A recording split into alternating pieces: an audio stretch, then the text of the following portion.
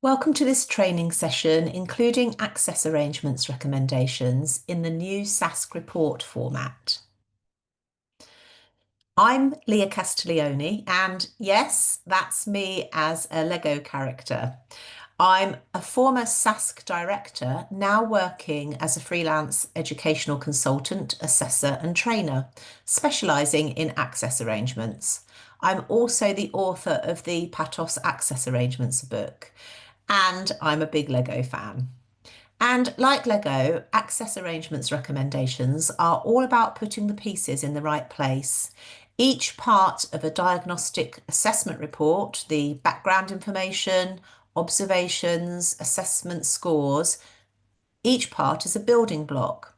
And our job as assessors is to assemble these pieces carefully to create recommendations that are clear, practical, and evidence-based.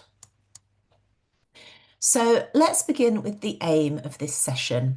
My focus today is to outline what best practice looks like when we're including recommendations for exam access arrangements in diagnostic assessment reports. This is something many of us do regularly, but with the updated SASC report format and the complexity of the JCQ regulations, it's important that we're confident our recommendations are both compliant and useful for centres.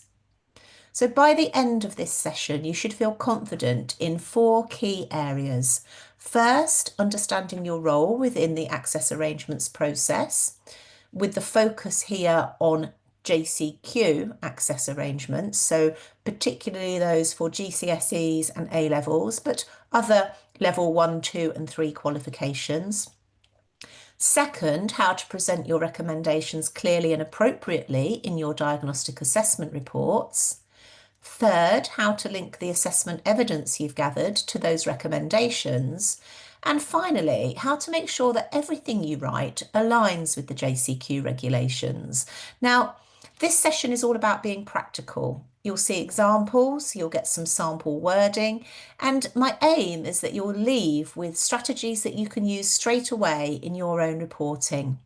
Now, it's worth saying, although the focus in this session is on JCQ access arrangements, the principles will be the same no matter which access arrangements you're working with, which stage of education your learner.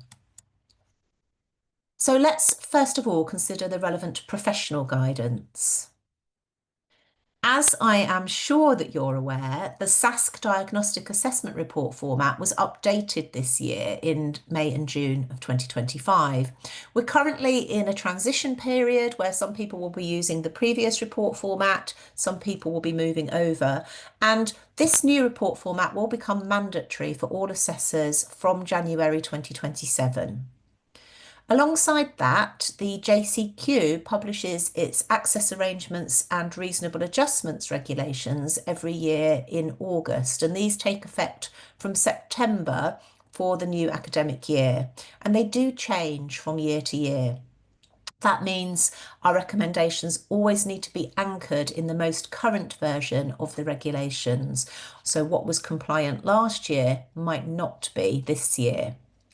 So in your reports, you need to demonstrate both compliance with the SASC format and alignment with the JCQ regulations. And that can be quite tricky to get right because we need to balance the requirements of the report format with the criteria for access arrangements from the relevant awarding bodies. In this session, we're focusing on JCQ, but it might be that you're working with learners who are younger in primary school and you're thinking towards the Key Stage 2 National Curriculum Test, so looking at the Department for Education guidance there.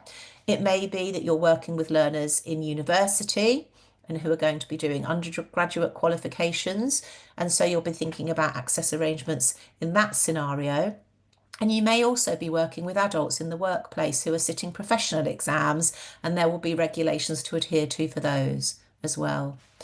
So when we are able to get that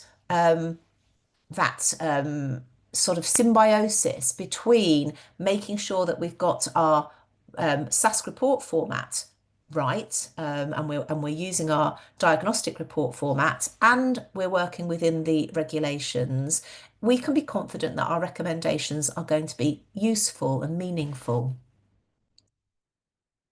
Now, I've given you a set of handouts to accompany this presentation, and the first one here is the SASC guidance paper on the role of access arrangements within a diagnostic assessment report. And this guidance actually accompanies the updated SASC report format. So you can find it on the SASC website, but I've included it here as handout 1 for ease today. It runs over 3 pages. I'm just showing you the first one here. Now, I was fortunate to work with SASC in producing this guidance document, and a lot of what I'll cover in this presentation draws directly on this guidance. So it sets out very clearly how assessors should approach access arrangements recommendations within a diagnostic report, and it provides professional framework, which will be the framework for the examples that I'll be sharing with you. Let's turn now to some of the core JCQ principles that underpin all access arrangements that come under JCQ. And the first is that the rigour and standard of the exam system must be maintained. Access arrangements are never about giving a candidate an advantage. They're about providing support and the relevant support that a student needs in order to access the exam fairly. Secondly, arrangements are needs-led and not diagnosis-led, and that's an important distinction.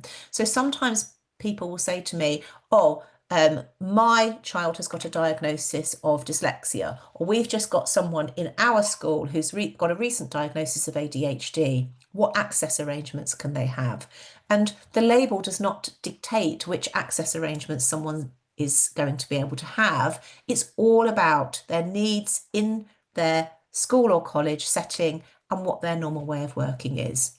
So they are made on an individual basis and they need to be effective, so they're actually helpful to the candidate, and appropriate, meaning that they're the right fit for the particular difficulty being addressed within the context of the exams that that student is taking. And finally, arrangements must reflect the candidate's normal way of working in the school or college. And this is a crucial point. If something's only introduced at the time of the exam and doesn't reflect the help that they normally receive, it won't meet JCQ requirements. And we also have to remember that different subjects and different types of assessments make different demands. So the arrangements might vary. For example, what's needed in English might be different to what's needed in maths. With those principles in mind, let's look a little more closely at how the JCQ sets out the assessor's role and the evidence requirements. So what does the JCQ say about our role as assessors? First of all, we must be qualified specialists, and as diagnostic assessors, we hold the relevant qualifications. So we are suitably qualified to assess. Now, as an access arrangements assessor, we can either be employed or contracted directly by the centre, or we can work as an external assessor, but only where there's a clear working relationship with the school or college and there's been approval from the head of centre. Now, in reality, that approval often will be delegated to the learning support team to provide. But this ensures accountability and a proper link between our work and the centre's responsibilities, the school or college. This doesn't have to be an ongoing relationship. It doesn't mean that you're going to run off in the sunset together or anything like that. But it does mean that there has to be some liaison between the school and college and the assessor, even if it's just for that one assessment. So our task is to establish whether the test results provide evidence of a substantial impairment that affects the candidate's performance.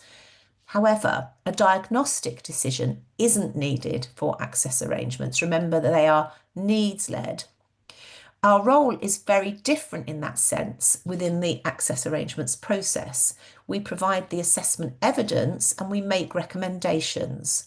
However, it is the centre, through the SENCO or access arrangements coordinator, that decides which arrangements will actually be put in place based both on our assessment evidence and their internal evidence of the candidate's needs and normal way of working. For access arrangements, a diagnostic assessment report doesn't form part of the required evidence. All the relevant assessment data needs to be recorded on JCQ Form 8. It's the only document that JCQ will accept at inspection as proof that the process has been followed where assessment evidence is required for an access arrangement. A privately commissioned assessment can't be used to award access arrangements, and that's wording direct from the JCQ regulations. So a privately commissioned assessment is where the assessor hasn't made any contact with the school or college. There isn't that working relationship. The assessor hasn't been approved by the head of centre, hasn't shown evidence of their qualifications, and hasn't received part 1 of Form 8 before carrying out the assessment. So even if there's very clear evidence of need within your diagnostic assessment report, unfortunately, the school or college will not be able to use it as the basis for putting in access arrangements in place if that process hasn't been followed. So let's look closely at this procedure that we need to follow if our assessments are going to be valid as evidence for access arrangements. The first step is to establish contact with the centre. Now, that might be you directly as an assessor making contact with the SENCO, the person who's coordinating access arrangements within that setting. Or it might be that you do that through the parents or the student themselves in the case where you aren't going to be making direct contact. Either way, there does need to be that establishment of a link between the assessor and the student's educational setting. Once that contact has been established, or as part of establishing that contact, the assessor needs to provide qualification evidence. So in the case of an assessment practicing certificate holder, there'd be two choices. You can either send a copy of your assessment practicing certificate or provide that to the school or college. If you don't feel comfortable doing that, then it's perfectly acceptable to have a screenshot of your listing on the SASC website that shows your APC number and your expiry date of your APC to show that it's current. That would be one route. If you have got a level 7 qualification, an AMDA level, APC level qualification, but you don't have an assessment practicing certificate, then you would show your a copy of your qualification certificate that the school or college needs to keep on file. And that's important. It's not that no one trusts you, that you are suitably qualified. It's just that as part of the evidence that is presented to the JCQ Centre Inspector, they will want to see evidence of your qualification, or whoever has carried out the assessments for students within that setting, they need to see that they are suitably qualified to do so. Then you need to receive part 1 of Form 8. Now, part 1 of Form 8 contains all the centre-based evidence of need. So teacher feedback about the candidate's current difficulties in the classroom or in tests and exams, and what their normal way of working is. And that's really important for you, actually, because then it gives you that background information. And a well-written part 1 of Form 8 can feed into your diagnostic assessment report within the background information. So it's very useful to have it. Now, prior to 2025-26, it was permitted for the part 1 to just be in a very minimal, what JCQ would call a skeleton format before the assessment, but that's no longer the case. So there needs to be sufficient information within that part 1 that you as an assessor can formulate an assessment plan for the access arrangements process. Now, in reality, when we're doing a diagnostic assessment, our assessment is very full anyway. But for access arrangements, we need to know, for example, whether the student is going to be having any reading support if we're thinking about extra time, because that's going to impact on the assessment scores that we can use. Equally, are they going to be writing by hand or writing on a word processor, a laptop? We need to know that when we're making our recommendations. So we get that picture of the candidate's needs a normal way of working. Only then, when we have that, we can go ahead and carry out the assessment. Once we've carried out the assessment and we've got all of our scores, we then select the relevant scores to complete Form 8 Part 2. Later on in this presentation, there is a handout that I'm going to show you around completing Part 2 of Form 8. And then we return that completed Form 8 to the centre with our assessment evidence recorded in Part 2. We've signed and dated it, and the centre will then look at the centre-based evidence, the assessment evidence, and determine which access arrangements they're going to be put in place, and where necessary, submit an application for that approval for those arrangements. So it's a really important thing to be aware of, that your diagnostic assessment in itself won't be the evidence that can be used. It is important that you transfer the relevant scores into Form 8 Part 2. Now, let's just remind ourselves here of which access arrangements require assessment evidence. And you may be surprised that there aren't that many that actually require assessment evidence. Extra time of any amount. Now, the standard amount of extra time, of course, is 25% extra time for JCQ exams. It's quite rare that a student would have more than that on the basis of learning difficulties, including a specific learning difficulty. But we can go beyond that where necessary, up to 50% extra time, and that also requires assessment evidence. Now, there are all sorts of caveats to that, so I'm just giving you the highlights here.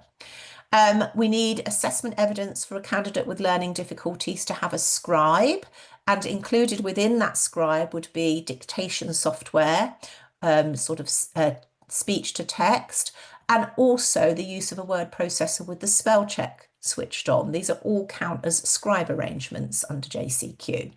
And then there's this arrangement called the language modifier. Now, this is a very rare one. It doesn't happen in a lot of centres. It's for students who have difficulties with understanding language. And the idea is that the language modifier is someone who works live with the student in the exam and can modify, simplify the carrier language of the exam paper to make it more accessible to the student. Now, in reality, most papers are now modified at source to try to make them more accessible for all learners rather than having to go down this route, but it does exist as an option. Now, other arrangements may be required. You may have a student who requires reading support in the form of human reader or text-to-speech software, an exam reading pen. Now, none of these require assessment scores to evidence them, but although they don't require assessment data, we may still want to be making recommendations for those based on the outcomes of our diagnostic assessment. So we don't forget about them, but it's just interesting that they don't need assessment evidence. Now, what I've done here is I've given you a handout here, and it summarises the assessment evidence requirements for JCQ access arrangements. Now, it's designed to be a quick reference guide that you can use when you're considering recommendations for access arrangements for students who are sitting exams under JCQ, GCSEs, A-levels, and so on. So if we have a look, we've got 25% extra time. So we've got the access arrangements in the first column, what assessment evidence is required, and then I've put some additional notes or JCQ guidance. So in terms of 25% extra time, that is the standard amount of extra time. And those, we always need 2 scores whenever a student's having extra time.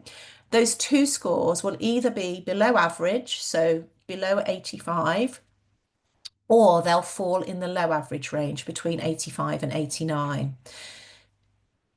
And you can see that we also need to accompany those scores extensive centre-based evidence, and that has even been strengthened and ramped up in the 2025-26 academic year. So we need on-file teacher feedback of the candidates' difficulties and internal exam or test papers showing the use of extra time where you've had the candidate change pen colour. So all of that needs to accompany your assessment data. It's not just the fact that you go tick, tick, they've got the scores, they can have the extra time. No, extensive centre-based evidence is also required. Where 25% extra time proves insufficient, then we can look at more than 25% extra time, up to a maximum of 50% for a student who's got cognition and learning needs. And here we still need the two scores, but this time they would be more than 2 standard deviations below the mean. So we're talking about those scores in the bottom 2%, so scores that are 69 or below. And again, they need to relate to two different areas of speed of working. And the different areas of speed of working are text reading speed, writing speed of continuous text, and all different aspects of cognitive processing and fluency. And as we go through the report format in a moment, you'll start to see what those areas might be. Again, we need detailed centre-based evidence to show that 25% extra time isn't sufficient. So even in our diagnostic assessment report, if we have very low scores in the sort of that are below 70 in different areas, it's not going to be an automatic, well, we go straight to 50% extra time. The school would need to rule out 25% extra time. They'd need to see if that was sufficient before they moved to a higher amount of extra time. And another key point with up to 50% extra time is that the assessment needs to take place within 26 months of the exam. Then for a scribe or speech recognition technology, there needs to be either a below average score for writing speed or a below average score for spelling, where the spelling assessment shows unrecognisable spelling attempts. Whenever we're thinking about a scribe arrangement, we're thinking about how well the student can communicate with the examiner who's going to be marking their exam script. Obviously, if they've got very slow handwriting, that they can't demonstrate everything they know. And if their spelling is so bizarre and unrecognisable that the examiner can't make out what they've written, then obviously we may need to intervene there to provide some sort of support in the form of a scribe or speech recognition technology. However, if we look at our notes here, what about a word processor with the spell check switched off? If that solves the problem, if the candidates, for example, got illegible writing or it improves their writing speed, then that should be used instead of going down the route of a scribe. And that's because it's the sort of the least intervention that provides support. I've separated out the word processor with the spell check switched on because it actually does have different criteria. We can't go on the basis of writing speed if we're going to have the word processor with spell check. We need to show that there are spelling difficulties. So a below average score for spelling with unrecognisable attempts. And again, it's only permitted where the spelling is so poor that it impairs communication with the person who's marking, because otherwise they will not be able to get their SPAG marks in those subjects that carry marks for spelling, grammar and punctuation. They won't access those spelling marks. So it's an important consideration. Do we want them to have the spell check? And the school will have to have a bit of a balancing act to decide there. And then finally, we have that rare arrangement, the language modifier. And here we're thinking about communication, we're thinking about understanding of vocabulary. So we're looking towards either reading comprehension or vocabulary measures, and the score needs to be 69 or below, so a well below average score. It needs to be in either of those areas. And again, the assessment needs to take place within 26 months of the exam. Now, I've gone through that quite quickly, and there are all sorts of, the trouble with the regulations are, as soon as you start to get into them, there are all sorts of caveats with them and exceptions to them. So there are some examples of where you can get further guidance there, and I'll flag those up again at the end. Now I want to move on to the practical heart of today's session. In this next section, we'll take each part of the new SASC report format and think about how performance in that area might lead to recommendations for access arrangements. And I'll link with the JCQ criteria for each arrangement. The first section that I want to discuss is the background information. And this, of course, is where we set the context for the assessment and begin to build the evidence base that we might link to future access arrangements recommendations. So within health and developmental history, it can be very relevant. We may have issues with speech and language, motor coordination, vision, hearing, attention, or mental health, and these can all contribute to the picture. And we should also note any medical issues that might affect learning or exam performance.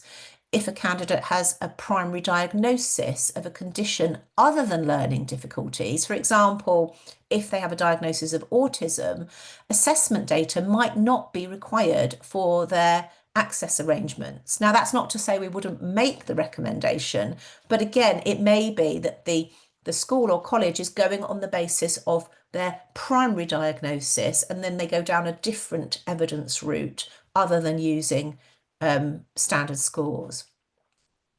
Linguistic history is also important. For some students, English as an additional language or a complex linguistic background can make interpretation of scores and recommendations more nuanced. In JCQ exams, extra time or a scribe arrangement cannot be provided on the basis of English being an additional language. So you need to be ruling that out. And of course, we'd be looking at that within our diagnostic assessment. Educational history draws together evidence from the classroom and from staff, and this includes what's provided on Part 1 of Form 8. Reports of interventions, previous assessments, or prior use of access arrangements are all highly relevant. Equally, subject-specific anxieties or difficulties can inform whether arrangements are likely to be effective. And finally, the current situation and the student's own voice. It's not just about the difficulties. We should also record what's going well, because that balance helps schools to understand strengths as well as needs. And in this section, we might cover literacy, maths, planning and memory, attention, speech and communication, but also any strengths or achievements that shape the learner's profile.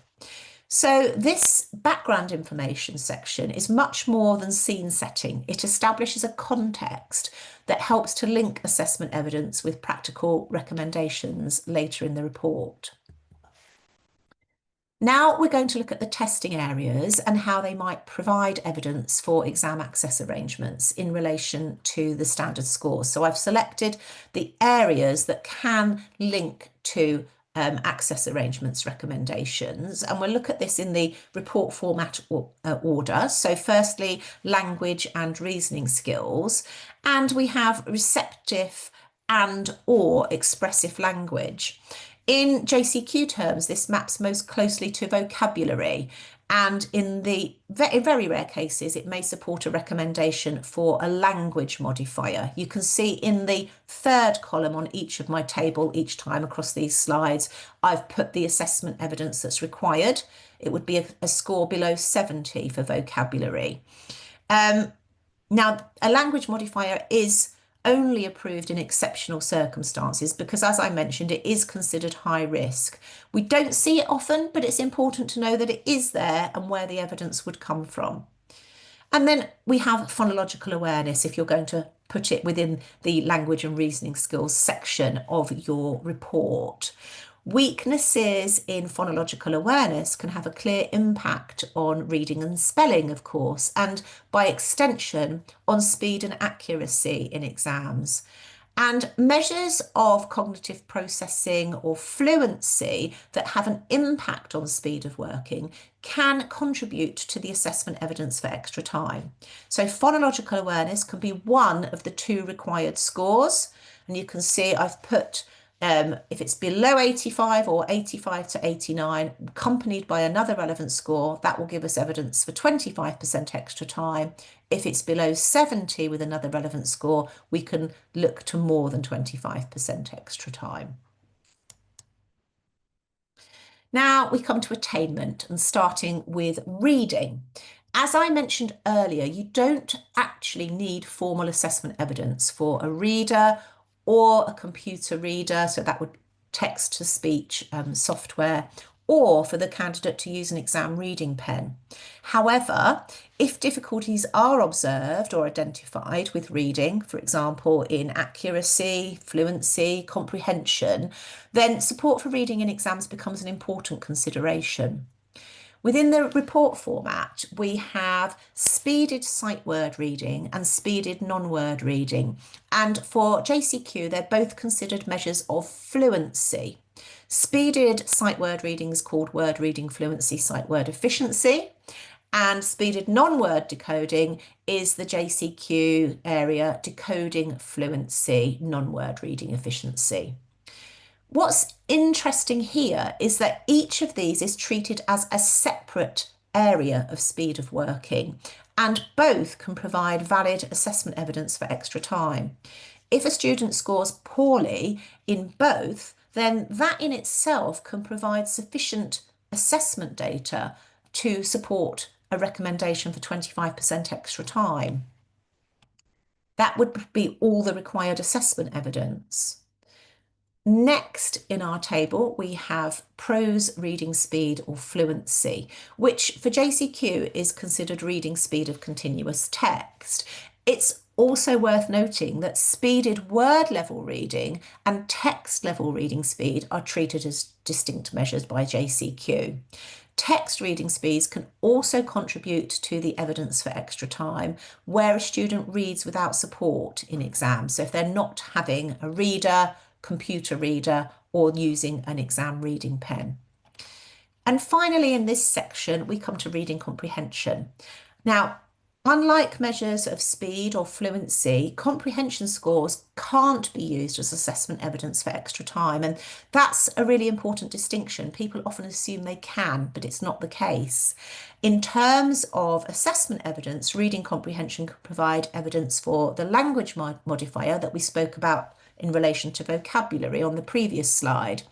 And of course, we might also be thinking about reading support for a student who has difficulties here. The next report area is spelling and writing. First, spelling. Here, we're thinking about how well the student can communicate with the examiner, as I said before. Now, a weakness in spelling can provide evidence for spelling support in the form of a scribe or speech recognition technology, or the use of a spell check switched on. So the word processor laptop with spell check enabled. And as I mentioned, there are two elements. We both need a below average score, and you need to make that qualitative judgment as to whether there are unrecognisable spelling attempts. So that would be evidence for one of those scribe arrangements, not for extra time. But then we come on to orthographic skills, new within the SASC report format, and JCQ would align that with orthographic processing. And this is an area that can provide evidence for extra time, with the caveat that it's only able to be used as evidence for a candidate who is doing their own spelling, not if they're having any sort of spelling support in the form of a scribe or using a spell check. And then finally, we have prose writing. In our diagnostic assessment, we might use a test that provides a score for writing speed, and this can be used either as one of the scores for extra time, or alternatively, As a below average score, it can evidence the need for a scribe arrangement. So the key is to match the evidence to the functional need. Is the issue speed, legibility, pain, or spelling accuracy? And that will determine whether extra time, a scribe, or technology is the most appropriate recommendation. It might even be that we're thinking about supervised rest breaks if it's a hand pain issue. So, as you can see, spelling and writing skills give us some clear assessment-based evidence for access arrangements, but it's still crucial to link those scores with qualitative information and the student's normal way of working to unpick what is going to be the most appropriate recommendation to make. Now, the next attainment area is maths, and if we're including maths within our diagnostic assessment, the link with access arrangements is less direct. Unlike reading and spelling, maths isn't generally considered an access skill when it comes to exams. If we include a measure of maths fluency within our diagnostic assessment, it can provide one of the two scores that gives evidence for 25% extra time, but only in maths exams, not in other types of exams. And you can see that score has to be a below average score. So limited use really for access arrangements. Next, within the SASC report format is cognitive processing, cognitive presentation, I should say. And this is where we find many of the processing or fluency measures that are key to providing assessment evidence for extra time. Certainly as an access arrangements assessor, when I'm considering getting evidence for a student to have extra time in their exams, I'm very much focusing on different aspects of cognitive processing or fluency, rather than thinking about the sort of attainment level, reading speed and writing speed. Yes, they can be used, but let's get to the next layer down. And if we look at the processing, that's obviously going to get us to the heart of the matter. And by using processing measures as our assessment evidence for extra time, we're not constrained by the fact that they may have reading support or not be writing by hand. Now, JCQ clearly defines the areas of processing or fluency that can be used when we're thinking about extra time, but the categories don't always align perfectly with the SASC assessment areas. So sometimes we have to take a best fit approach. For example, rapid automatized naming, or RAN, would sit under phonological processing speed stroke rapid naming in JCQ terms. Coding maps to visual processing speed in JCQ. Retrieval fluency would generally come under the JCQ area oral stroke associational fluency. This would be where the candidate has to generate and verbalise items within a particular semantic or phonemic category within a time limit. For example, name colours or words starting with in a minute. And then visual motor speeded tasks maps onto visual motor processing. And all of these areas, if sufficiently low, can contribute to the evidence base for extra time, because weaknesses here will all impact on speed of working under timed conditions. And the final area of the SASC report format to highlight is memory and attention. And these measures also are recognised by the JCQ as valid evidence for extra time, provided that we have sufficiently low scores.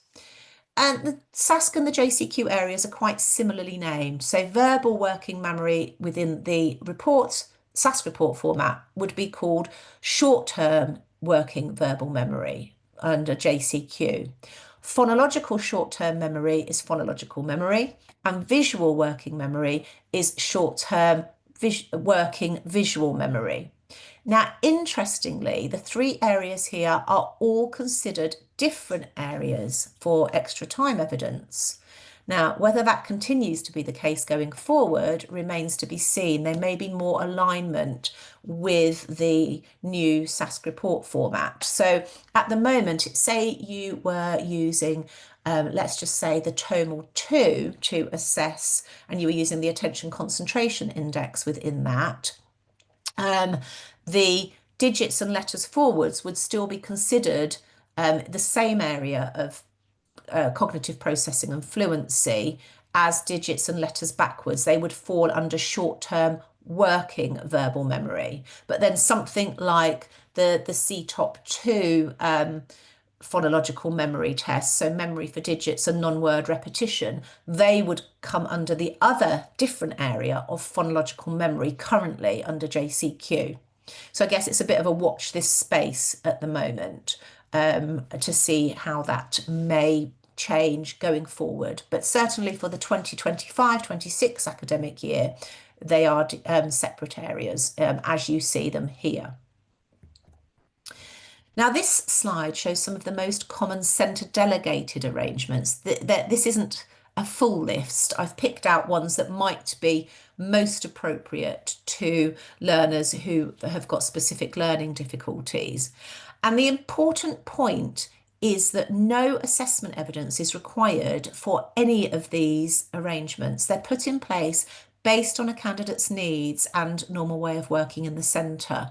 Now, in most cases, no evidence is needed for a candidate to have these, but there's obviously the school or college would need to justify why they're making those decisions, justify to themselves. So whilst they wouldn't be presenting evidence to an inspector, there would be some reason why a candidate was using a reading pen, having supervised rest breaks. Supervised rest breaks is actually a different one because you do need evidence for that, but they're having a fidget toy on their desk, using earplugs and so on. So because we don't need assessment evidence for these, that means that they don't rely on standardised test scores or Form 8, but they still need to be clearly justified. For example, if a student routinely uses coloured overlays in lessons or has a prompter to help them to keep on task, then those same supports can be reflected in exams. I would say that depending on your relationship with the school or college, it can be useful to talk to the SENCO about these arrangements before you write up your report recommendations. And that way, your recommendations are going to be realistic. A good example of this might be the exam reading pen. If the school college doesn't have them and doesn't have the budget for them, it's probably not going to be helpful to recommend one. But having said that, if they already have them, if they're available to use, if they're open to the idea, if they have the facility to provide it, then it could be noted as part of the student's normal way of working.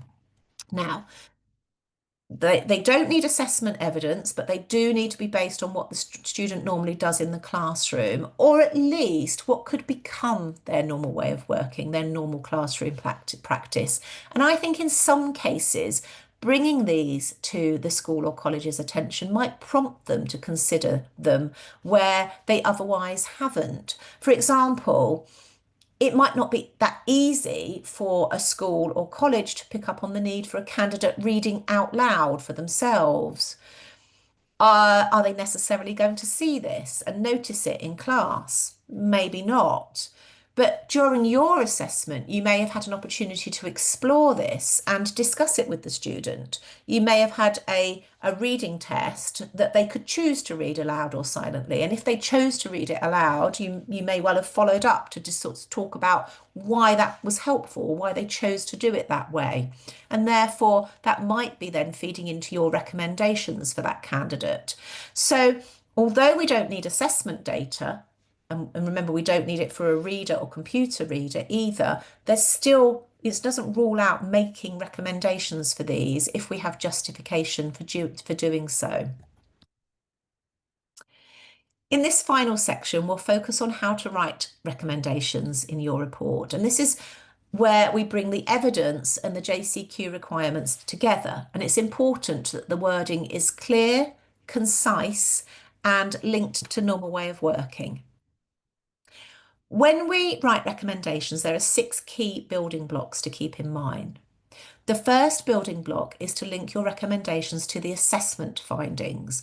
That means showing how the test results provide the evidence for the arrangement. For example, rather than simply writing 25% extra time is recommended, you'd connect it back to the processing speed or fluency scores that justify it. Second, be specific about the arrangement. So rather than just saying need support with writing, make it clear whether you mean a word processor, a scribe, speech to text, or perhaps you might want to sort of open up to the idea of a variety of these being trialed. If it's extra time, state the percentage, and normally that would be 25% extra time as the starting point. Third, provide a clear justification and evidence-based reasons. So spell out why the arrangement's necessary and how it helps the student to access the exam. Fourth, consider exam history. If the student's already used the arrangement successfully in previous exams, then definitely say so, with remembering, so if it's someone that's used them in GCSEs and they're going to A levels, or someone that's used them in their A levels and they're going into university, that's fine. But remember, the requirements may change between, for example, Key Stage 2 and what is permitted as an access arrangement there, and by the time they come on to do their GCSEs. So we can draw on that exam history, but with the provision that, of thinking, may it still be appropriate? Fifth, include inputs from the student and teachers, and their voices show that the arrangements reflect normal classroom practice, or they are supportive of those arrangements. And finally, make sure your recommendation is compliant with the relevant and current regulations. If it doesn't align with those rules, the centre won't be able to use it. And if you build your recommendations on these 6 foundations, they'll be clear, concise, and inspection ready. Now, within the SASC report format, there are 2 places where recommendations are written. The first is the diagnostic decision, which comes right at the start of the report. And here we bullet point the action points that need to be followed up immediately. For example, putting in place support in school, organising exam access arrangements, making onward referrals, or starting funding applications. This section should be very concise, and it's helpful to signpost the reader to the fuller recommendations later in the report.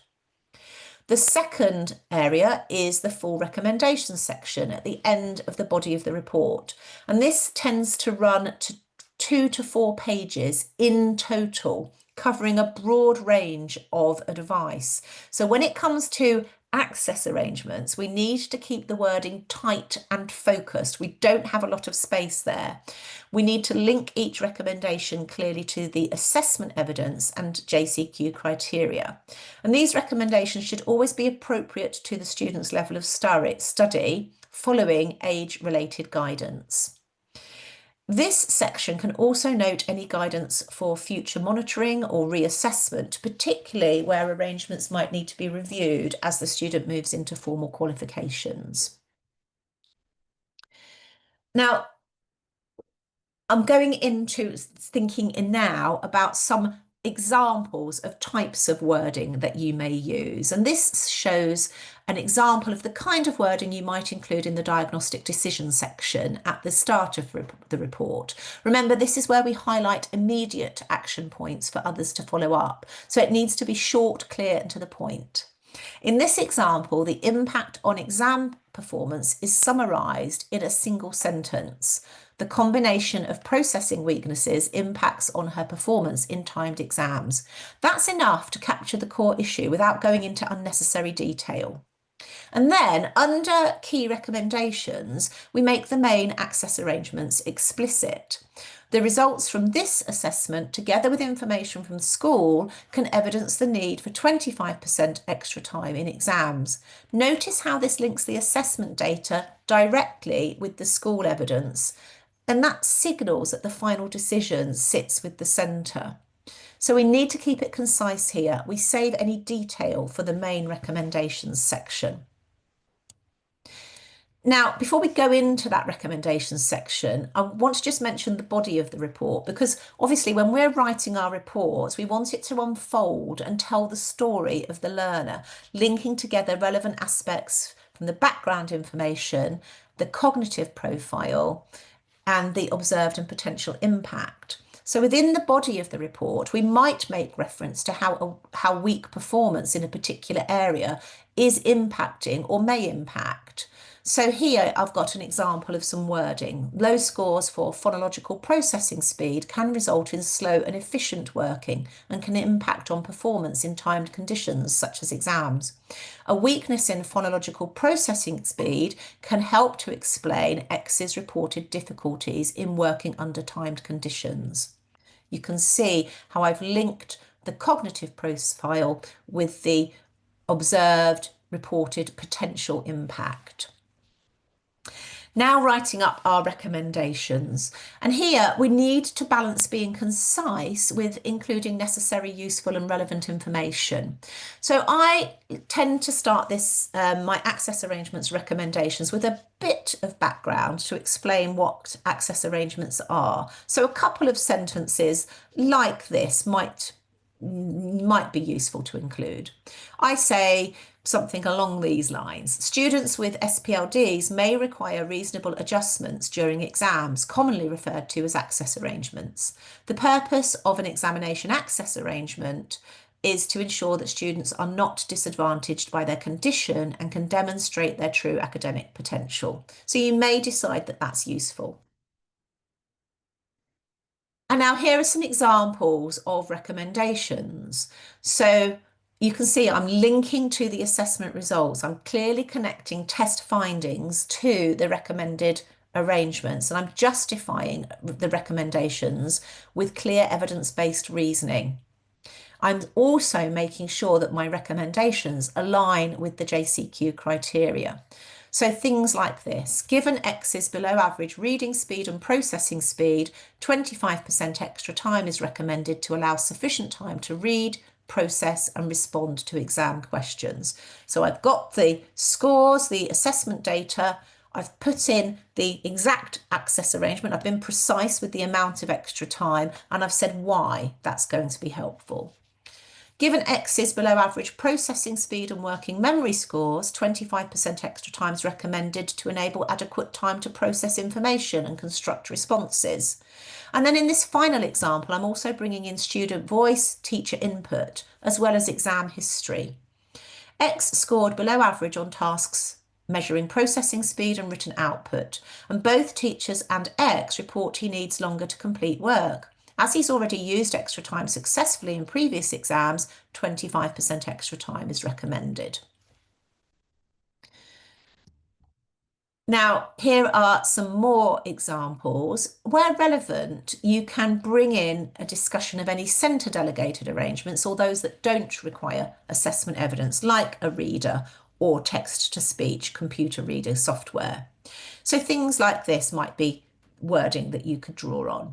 Given X's low writing speed scores and reported hand pain, the use of a word processor without spell check might also be trialled. X would need to have competent typing skills, and it's unlikely to be appropriate in some exams, such as maths.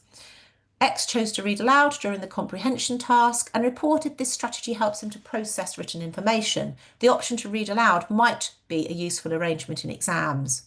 And then again, that's bringing in a bit of student impact. Supervised rest breaks are recommended due to X's reduced concentration and slow processing, enabling them to manage fatigue and maintain focus during longer exams.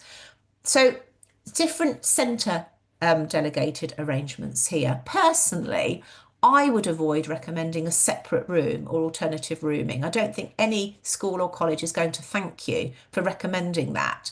If you feel it's absolutely necessary, you might say that the centre will need to consider how to accommodate X due to their difficulty, rather than saying they'll need to be on a one-to-one invigilation, because it's all very easy to write that, but it's actually quite difficult to facilitate that in a centre.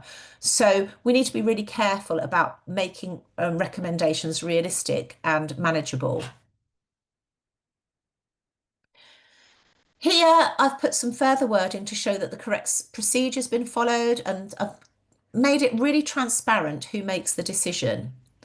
You might not decide that all of this is needed. You might condense it just to convey that the school or college will make the final decision.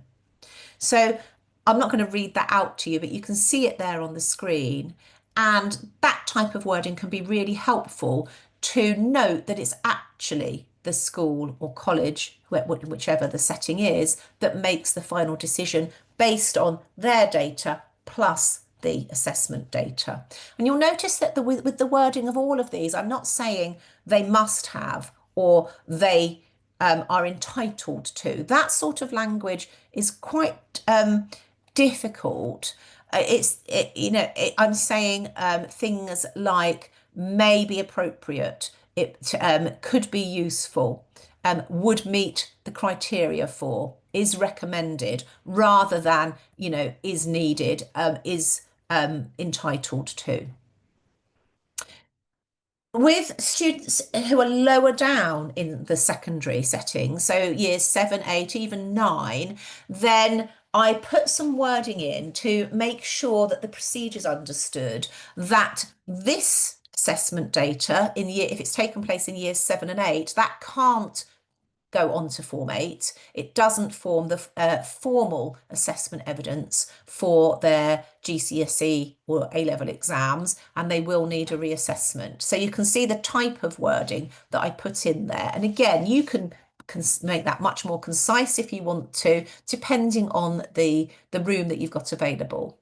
But it is important that you put some sort of wording in there. And you might also include wording about the student being monitored in school to determine whether arrangements are needed. And then in your Appendix 5, where you're putting in your other references, you'll want to reference the JCQ access arrangements and reasonable adjustments document, which is the regulations document. So I've put an example of a reference here. You might use a different format. This is my format. So make sure that you make it align with your own format that you're using. Now, I want to think about them. We've got our assessment report and that's written up and we've made our recommendations. But if they are actually going to be used, if our assessment data is actually going to be used, we need to then transfer the relevant scores onto Form 8. And I've provided a handout to help you with this. You only need to include the scores that actually contribute to the assessment evidence for the required arrangements. There's no need to write a dialogue. You simply record the score data and then complete the assessor details page and sign and date it. So I'm just going to very quickly get up this document so you can see what it looks like. I'm going to turn this way to look at my other screen now. So just talking about the format of the form, I've only picked out part 2 here and a bit of an explanation about how I've done this. So you can see that if we're putting in a score for reading speed of continuous text, we literally just have to tick which score category level it falls into. And then we put the name of the test, the subtest, the test ceiling, so the highest age that the test was standardised on, when we carried out our assessment and what the score is. And it's very similar for writing speed. So if we have writing speed evidence, and the form is quite useful because it tells you when and when you cannot use those scores for extra time at the top, you can see. And you can, I'm not going to go through all of this now, but I'm just showing you how this would be recorded. So here we've got a couple of different processing measures. What we've got is 2 columns, so we can put in 2 different measures. They can be from the same test. In this example, they're from different tests. I just wanted to show you a variety of tests on this example. And here are our areas of processing and fluency that we would draw on to fill in this section to say which area of processing and fluency. And as I said, they don't align exactly with the SASC report format, so it's a best fit approach that's needed. And then we go into the evidence for a scribe, where we can put in the spelling and writing scores. So we can put a writing speed score here or in the extra time section, depending on which recommendation we've made. Here's the language modifier. If we have extra scores, we can put them in the other relevant information. Otherwise, we just leave it blank. And then here's the page that we put our details on. So our name, we tick to specify which qualification we've got. If it's an assessment practicing certificate, we include the number, and then we sign and date it. And there are two ways to sign the form, either a typed signature, which will allow you to continue editing, or an e-signature, which if you add it in here, it locks down part 2, which means that you cannot alter it in any way. So only put that in if you want to lock it down. It can be quite useful to lock it down if you think, oh, I don't want anyone messing with my assessment data. That makes sure that once I've written on it, no one can tamper with it. So that's a nice, useful feature. So a little whistle stop tour, but you remember you've got that as a handout. So you can look at it at your leisure. I just want to finish by thinking about managing expectations. It can be tricky when the parent's paying or the student themselves is paying you and they've commissioned the diagnostic assessment. And there can sometimes be an expectation of the outcome in terms of access arrangements and in the wider context in terms of the diagnostic decision. So we, of course, need to be clear that it's not the assessor who makes the decision for access arrangements. You'll make recommendations and these will be in line with JCQ criteria.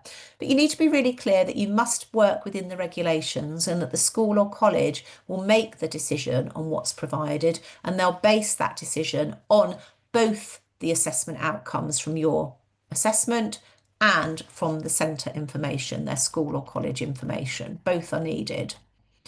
So you need to make sure that you are working with the school or college, with the centre, and there is that liaison. But what do you do if a centre doesn't want to work with you? You know, they just won't provide you with that information. You cannot get the part 1 information from them.